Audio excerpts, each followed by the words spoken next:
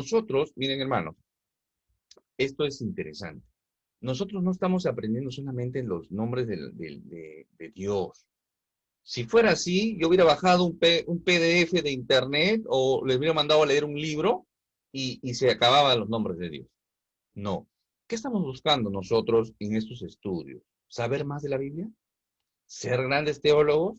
Si el Señor quiere, seguramente que sí. Seguramente que sí. Pero nuestra intención es conocer a Dios, es conocerle a Él, es entender. Cuando yo me acerco a su palabra, entender lo que estoy leyendo.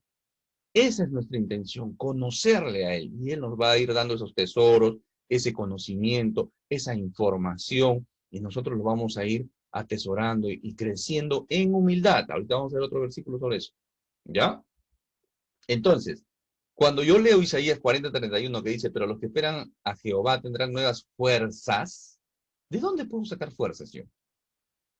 De Él, de Dios, de Él, con mayúscula. Él es el que me da fuerzas. Por eso dice, Jehová tendrá nuevas fuerzas. Levantarán como las águilas, correrán, no se cansarán, caminarán y no se fatigarán. ¿Quién puede hacer eso? Él es el que multiplica las fuerzas a que no tiene ninguna. Multiplica las fuerzas a que no tiene ninguna. Dice, las matemáticas de Dios son totalmente diferentes a nuestras matemáticas. Todo multiplicado por cero es cero, ¿sí o no? Algo multiplicado por cero es cero. Pero Dios dice que multiplica las fuerzas a que no tiene ninguna. Él va a multiplicar. ¿Y dónde va a salir esa fuerza? De Dios. ¿Se dan cuenta? Cuando yo me acerco a Dios fuerte, que me da fuerza. Y a veces yo bendigo a los hermanos, a veces les escribo, les mando un audio, ¿no? Les mando un mensajito para saludarlos y bendecir su vida. Digo, fuerzas, fuerza en el Señor. ¿Qué le estoy diciendo yo?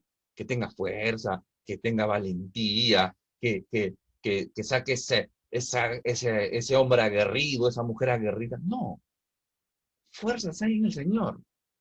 Revestidos en el Señor y en el poder de su fuerza. O sea, el único que nos puede dar esa fuerza, hermano, es el Señor. Por eso que yo puedo superar cualquier dolor, cualquier pérdida, cualquier daño, cualquier ofensa. ¿Por qué? Porque yo puedo, porque yo tengo un carácter fuerte, porque tengo un carácter decidido.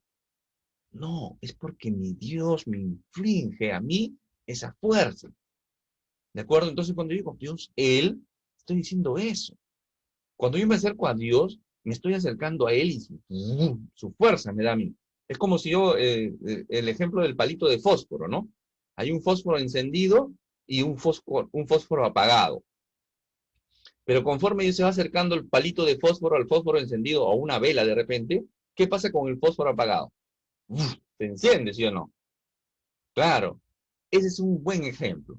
Cuando yo me acerco a Dios, me estoy acercando y me enciendo. Por mi fuerza, no, por la fuerza de Dios que me induce a mí. Entonces, así conozco a mi Dios, ¿te das cuenta? Entonces, cuando yo estoy débil, cuando yo estoy afligido, cuando yo estoy propenso a caer en un pecado, ¿qué hago? Si yo no estoy con Dios, me deslizo y me chorreo y me decaigo y me voy. Pero yo necesito acercarme a mi Dios. Por eso que el pecado que hace, por eso ¿qué hace Satanás con los creyentes? Los aparta, los aparta, los aparta. ¿Por qué? Porque son presa fácil así. Es como los cazadores en el África, ¿no? Estos animales, eso uno ve estos estudios de los animales que cazan en manada, ¿qué hacen contra una manada más grande? De búfalos, de elefantes, ¿qué hacen? Al más débil, al más pequeñito, tratan de ir sacándolo de la manada. La manada huye, pero al más débil, al más pequeñito lo van sacando. ¿Por qué? Y después atacan al pequeñito. Porque es más fácil el pequeñito, porque ya no está con la manada. Entonces, el creyente es igual. El creyente, poco a poco, el enemigo lo va sacando, se vuelve presa fácil. Depresivo, cansado, reniega de Dios, se apartó, se fue, se deslizó, presa fácil.